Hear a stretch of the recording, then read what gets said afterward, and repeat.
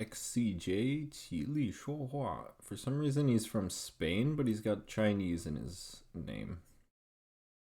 So I guess he's a Chinese dude living in Spain. 2050. Alright, should be a good game. Unless he auto aborts, which would be a shame. I don't have my Chinese keyboard on this computer, otherwise I'd drop him a ni hao. So I'm guessing his name in Chinese is 3 characters that start with X, C, and then J, and maybe he was born in 2011, although judging by his picture, he looks a little bit older than 11 years old. Although he could be 11 years old, and that could be his idol or something. Ooh, decides to play. Let's go.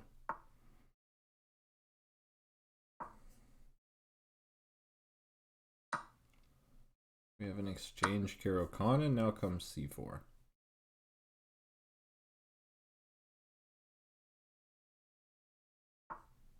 Nope, bishop d3. Just your classical Caro Kann exchange variation. Now, I'd like you guys to note that this is identical to the Queen's Gambit declined exchange variation that I play in several other videos, only we're a tempo down. So I like Queen c7 here. Stops bishop f4. Now a3 is a move that stops bishop g4. There's also knight to e2, which prepares bishop to f4. There's also just knight f3, which is a very simple way of playing. Knight f3 is definitely the easiest to play against because you just pin the knight and develop normally.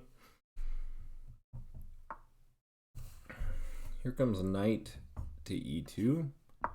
Now we'll see if he plays f3. h3 we take, and if queen takes, we have knight takes d4.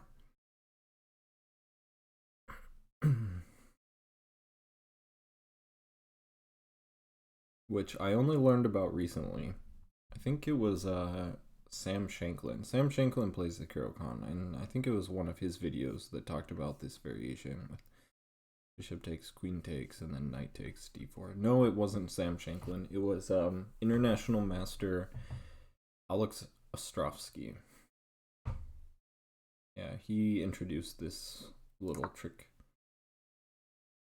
Wow, he just goes there. That I've never seen before. And I'm pretty sure if here we just play queen takes, knight takes, bishop takes. So the idea there was so that he could take back with the rook. So next is coming bishop to f4. Now I think I'll just play e6. Oh, and then h3, and I don't have this trap. So that's the idea. Okay, so e6, h3, bishop h5? Or do we just take here?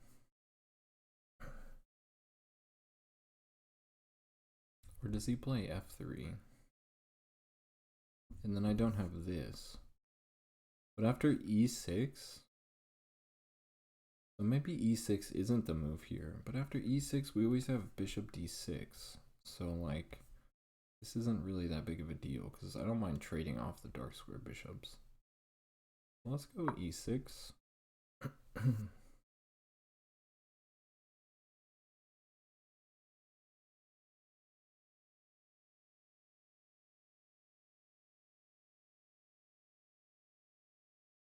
Castles is really interesting. I've never seen castles there. I've seen f3, h3, and bishop f4.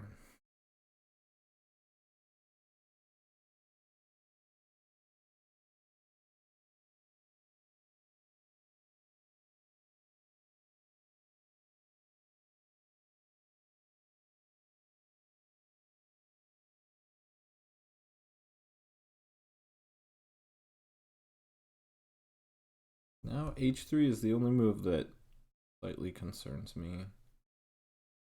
Bishop h5, bishop f4, queen takes, knight takes, bishop takes, rook takes. Bishop d6 wins the tempo on the knight. And then knight to f6 or knight to e7. I guess it doesn't really make that big of a deal. And there's no way he's going to play h3, g4. Because then my bishop goes to g6, and if he ends up trading, then the rook opens up. So, for example, h3, bishop h5, g4, bishop g6. If he takes, then we take. The rook is eyeing the weak h3 pawn now. Also, after this, we could just play bishop to d6. There isn't really a huge threat.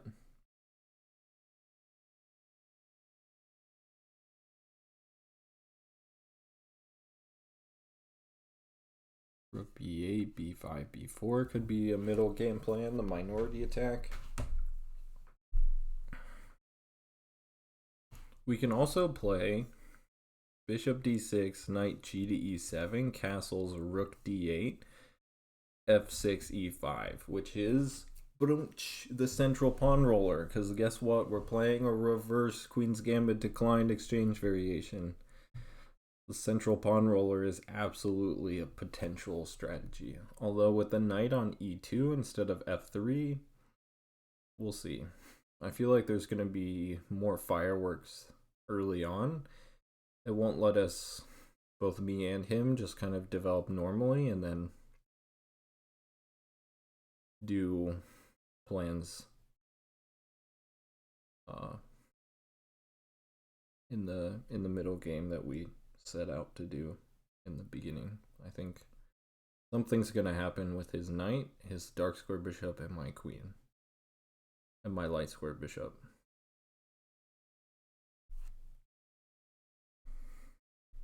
He's trying to get his bishop to f4. Easy peasy. The only way to do that is f3. But then I have bishop d6. And f3 is a super weakening move. And he doesn't even get the f4 square for his knight, because after bishop d6, bishop takes, queen takes, his knight can't go to f4. So just to give you an example, f3, bishop h5, bishop f4, bishop d6, bishop takes, queen takes. Now he's got dark square weaknesses around his king.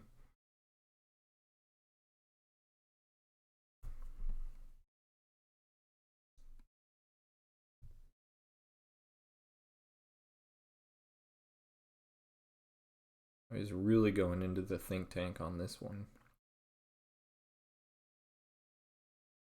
So I guess he's going to play bishop f4. Queen takes, knight takes, bishop takes. Yeah, he does play it. So I'm 99% sure the move here is just queen takes bishop, knight takes, bishop takes, rook takes, bishop d6 wins the tempo on the knight. I guess d3. Knight here.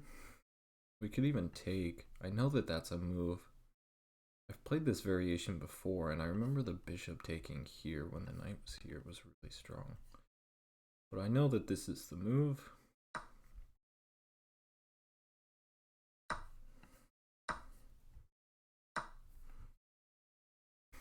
Bishop here, pawn here. Bishop takes, pawn takes, knight e7 was how the computer wanted to be played.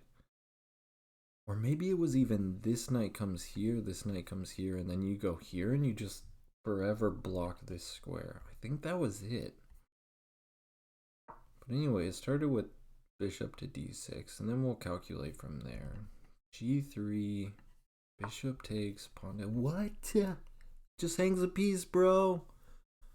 Oh no. That must be a misclick, but I mean, I can't not take it. You know what I mean?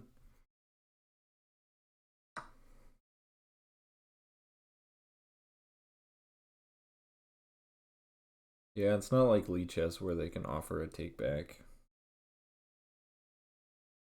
Yeah, he wants to chat.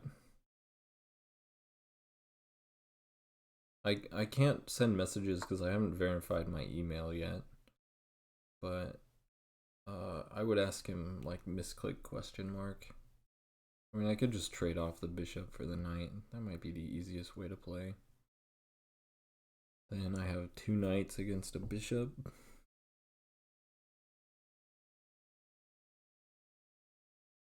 Just take. And then go knight here.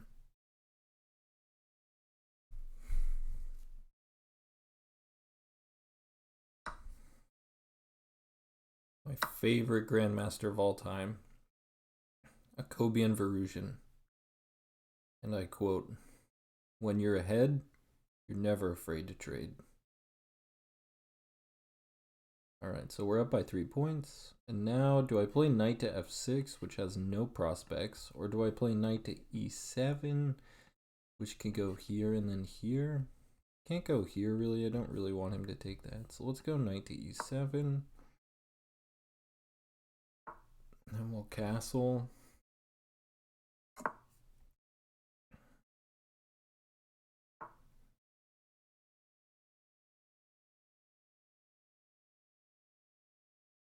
Yeah, his idea is this, but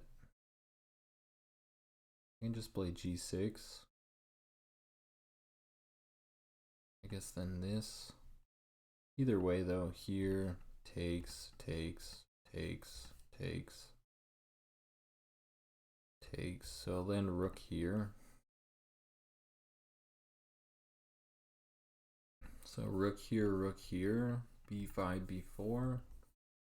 After g6. So g6.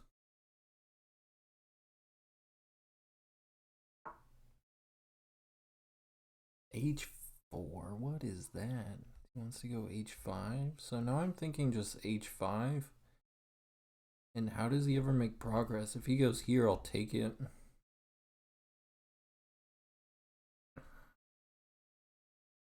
h5. I can understand he's putting his pawns on dark squares to help his light square bishop, but my knights are going to be able to hop around both colors. So h5. If you move here, I take. Then you move here, I take. Then you move here, take, take, I take. What do you gain from all that?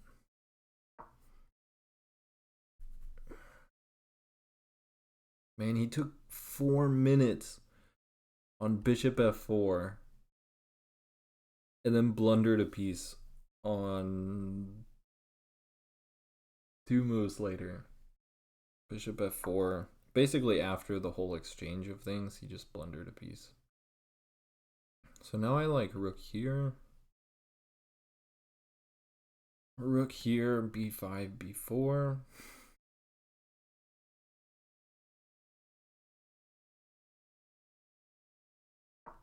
Go rook to b8.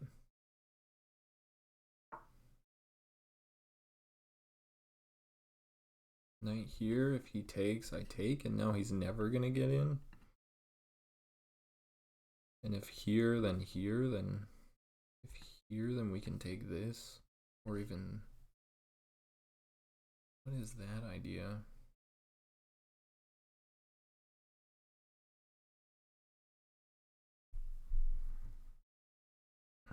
Even go here, here, pawn takes, rook takes, and knight moves here. Then when you push this,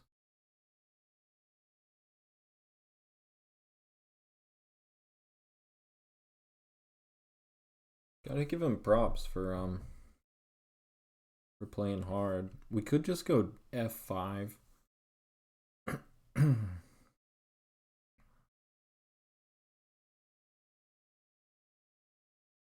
Rook here, king here, rook here, knight d8. Rook moves here, and then this knight transfers over here.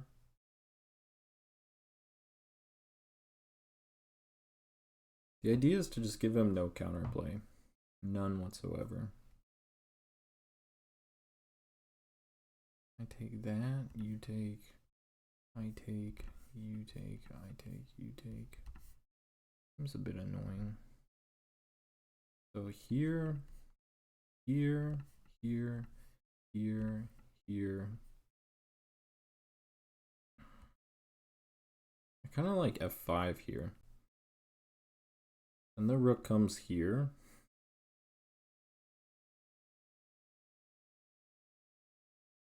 Let's see, f5, g4, pawn takes, pawn pushes here,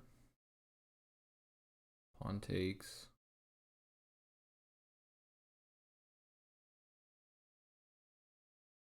Yeah, that's not doing anything.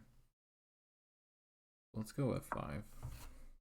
We already established that we can protect e6 with king f7, knight d8.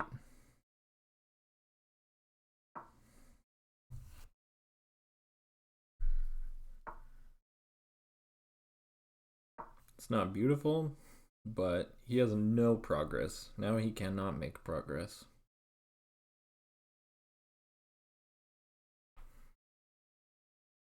And with the position semi-locked,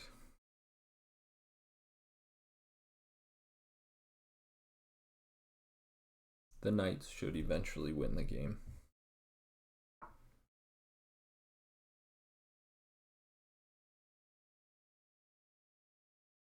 Guess here, and then when you take that, I take with the knight. That looks pretty good. Yeah, I don't want to activate his bishop, so go rook here. Push this. I still have this, and then how do you defend? How do you defend d4?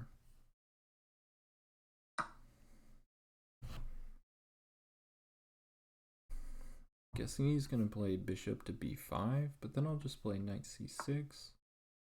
No, he goes there. I have this anyway, and how do you defend this? I guess you go here, and I push, you take, I take. So maybe here, or maybe rook here. And then here, and then knight here, so that when you take, I can take with the rook.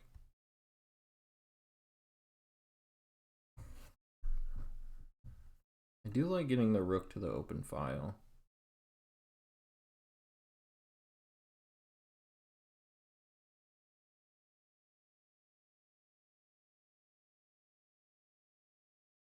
And if he moves over here to put pressure on it, I can always bring this knight around to defend. And once he's up, then this rook can come over. So let's get to the open file. Makes sense. Ooh, even if he goes here, I could just bring the rook up to e7 and double up that way. Ooh, I like that a lot.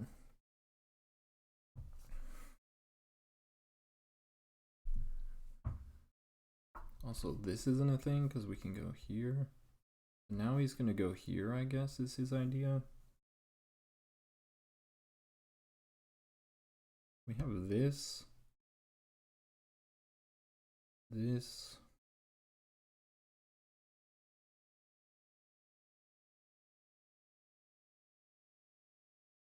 Here. Here, we just take that. Here, if he moves the rook over, then we have knight here.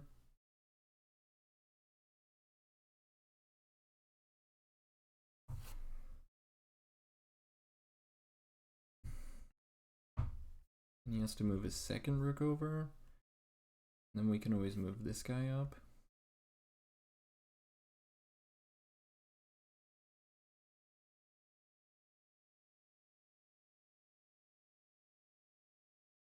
If I go here, though, he has to go here. We have this check. That doesn't really do a whole lot.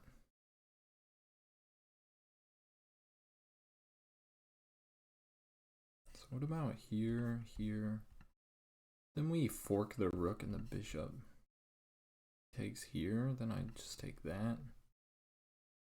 The rook takes that. So yeah, knight to c6 looks really good. Then bishop here, then knight takes. So if I go here, he has to defend this. But then why not go rook c4 right away? here, rook here, then knight here.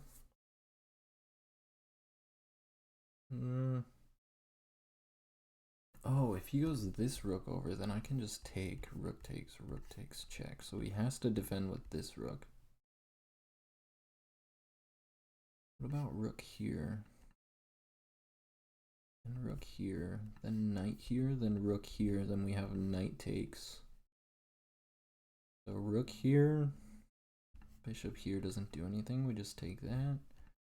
Rook here, he has to bring a rook over. If he brings this one over, then we have knight here. And if bishop here, then we just have rook takes. And if bishop takes, rook takes.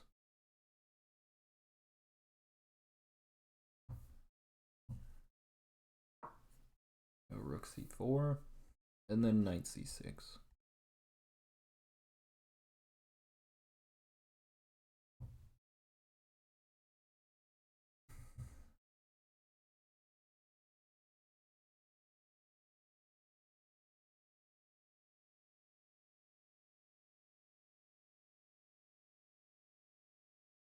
So I'm guessing rook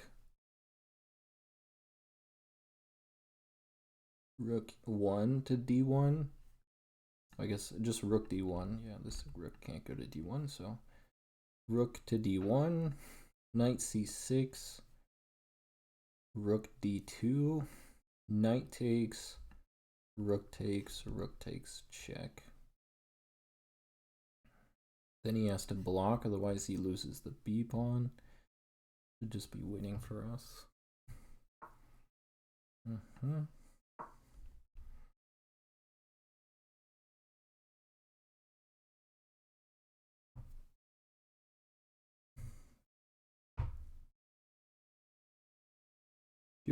Give him credit. He's definitely fighting.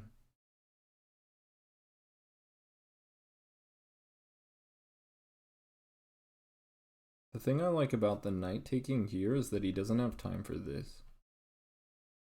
So after rook to e2, knight takes, bishop here, we just have knight takes.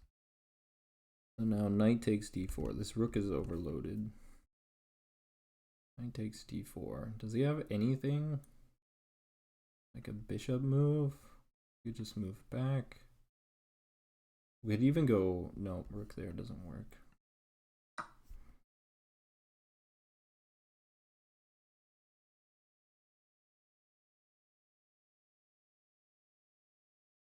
I guess he could go bishop takes this.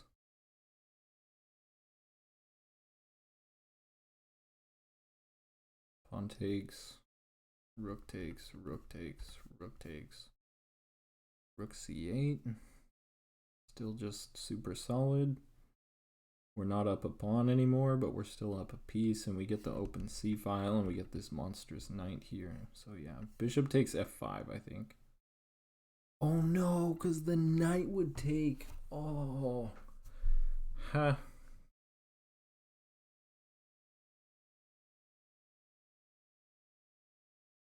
Even bishop here just loses. Rook takes, rook takes, rook takes. Or I could even take here. So he goes there.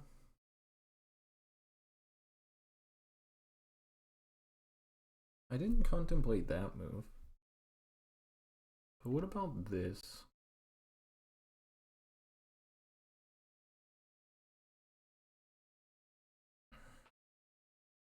Or just rook here.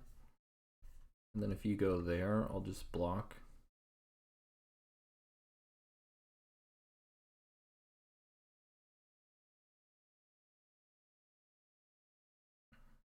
Or we could go here. Very simple.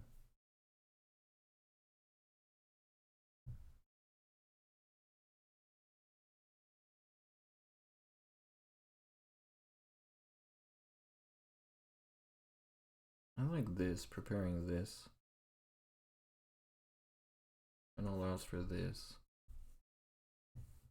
Let's go c7.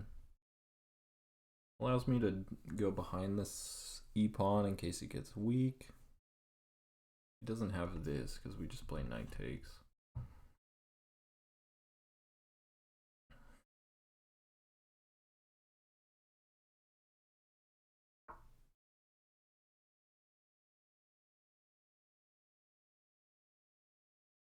So now I like this and then this.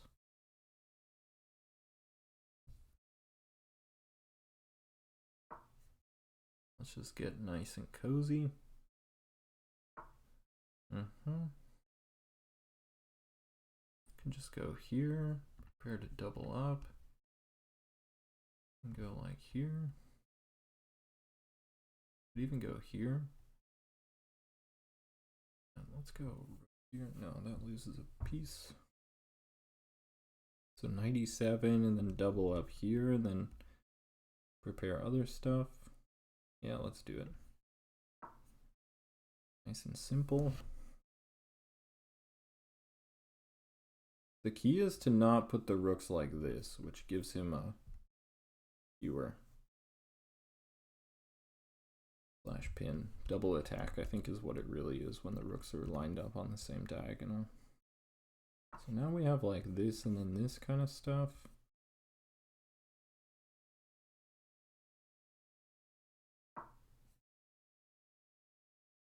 So now if he goes here, we'll just play rook c6, and then rook here, preparing this and then this, which trades him off.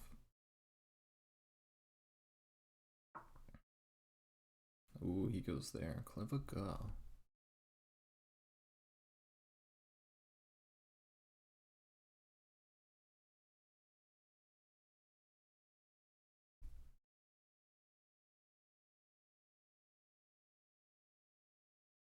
We also have a rook here.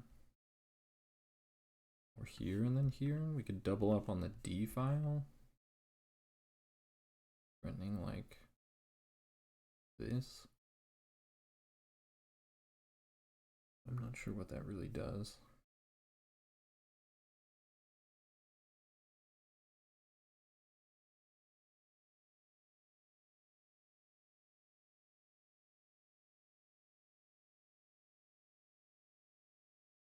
Let's go d8. Maybe I should just go here and just trade off the rook for a pawn. Win this guy and just dominate with my knights. That might be a good plan.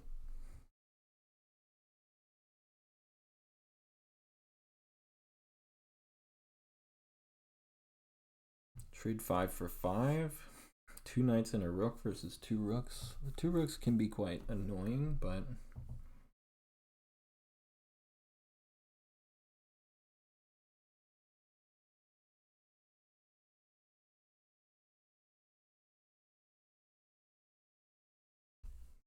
maybe here and then here is a plan.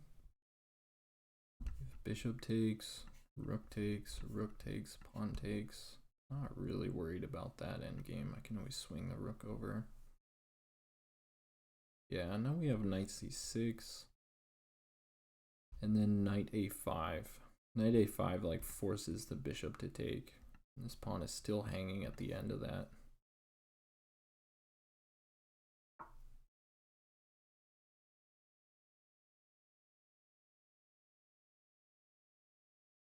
I'm thinking rook here.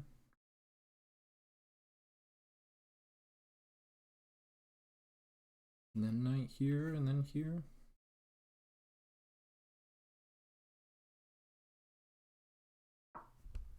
The knight guards this, so this pawn is not pinned. Bishop takes. So which means this knight is free to move. Takes. Oh, I guess. Yeah. Well, the point is that he doesn't have this rook check because the rook guards 7th. So I'm free to move this knight like this. Or this looks really good. c6 and then a5.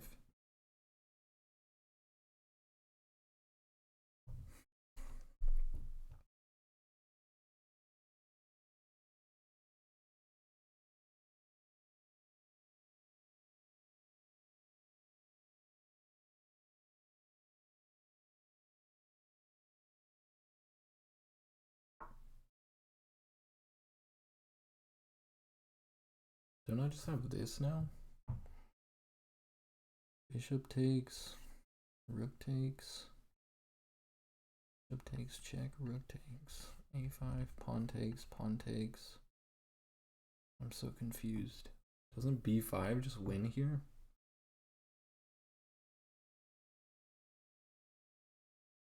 What's your threat? You can't move the bishop with check, so...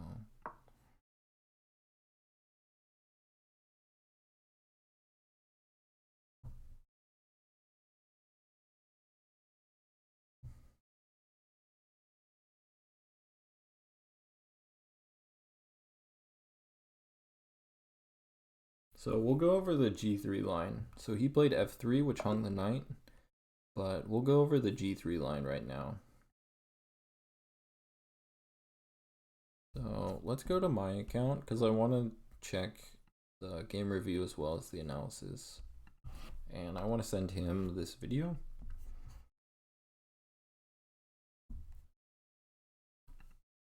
So Utop chess.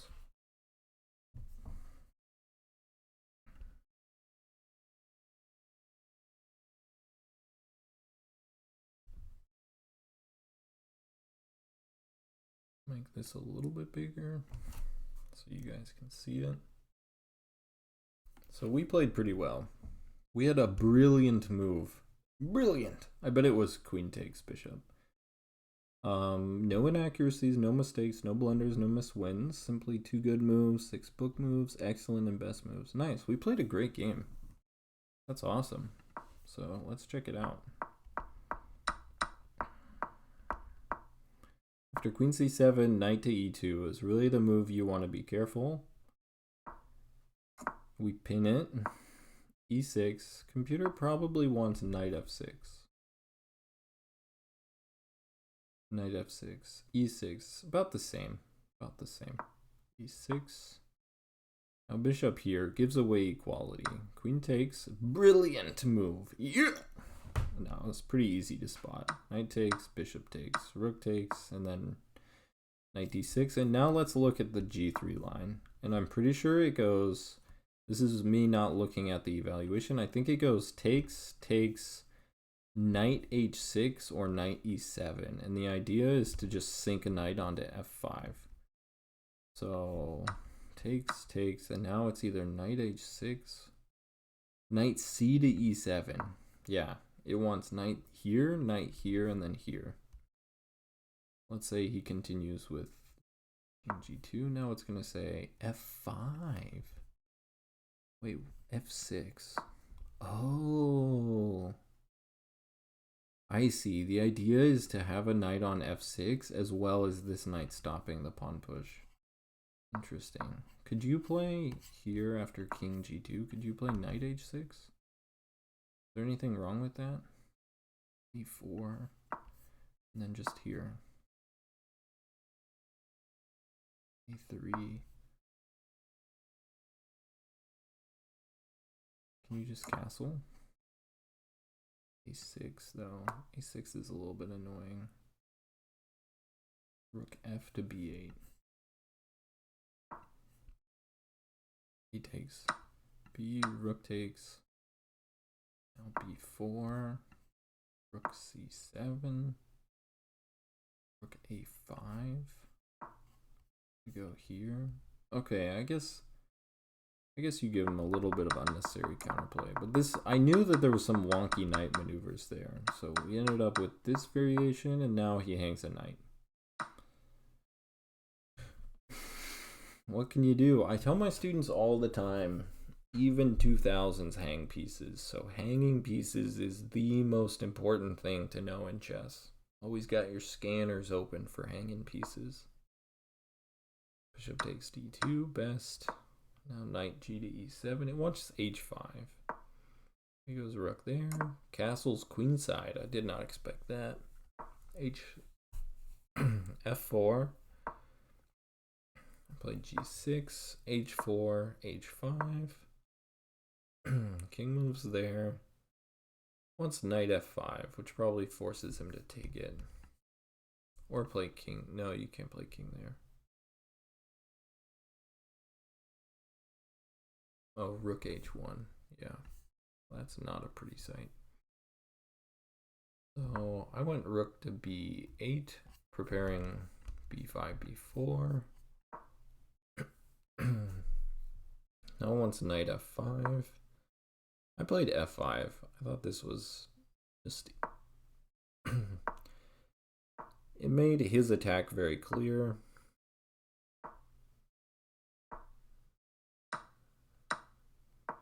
Give me the d5 square.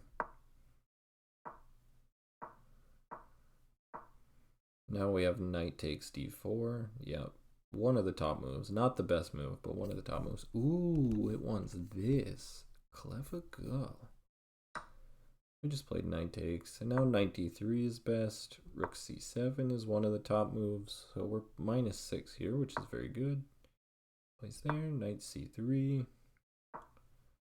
Bishop moves there. Knight. I go there. It wants this move, though.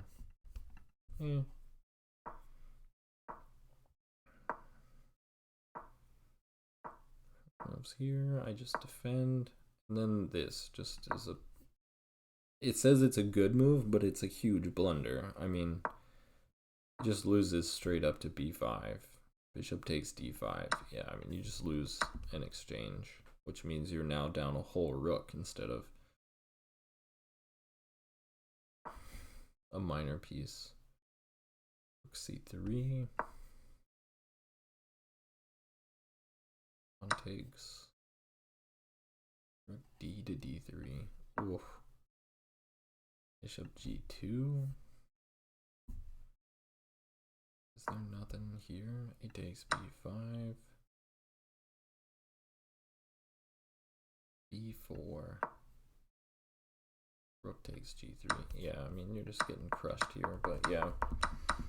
Here, b5 is just winning on the spot. Alright guys, well, hopefully you enjoyed that. Most importantly is to check out this knight to e2 line.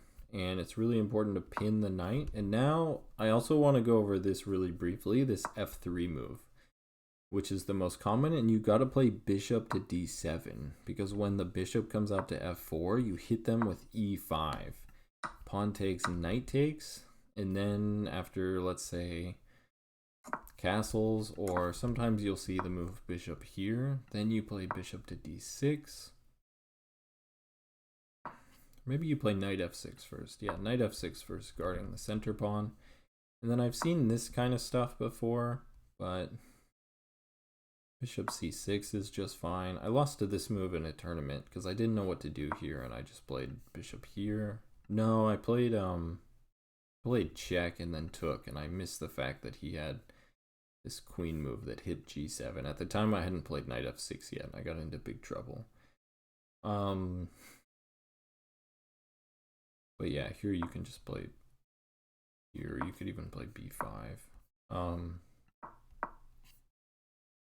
Yeah, knight f6 is very good. In the tournament game, I like gambited this pawn and played bishop to d6, which I think is absolutely fine.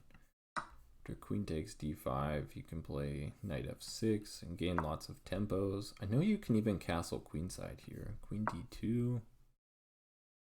Yeah, castles queenside, and black gets a monster initiative. So this was the line that I was trying to go over, but I ended up butchering it. Anyway, hopefully you guys found that educational, and I'll catch you next time. Thanks. Bye.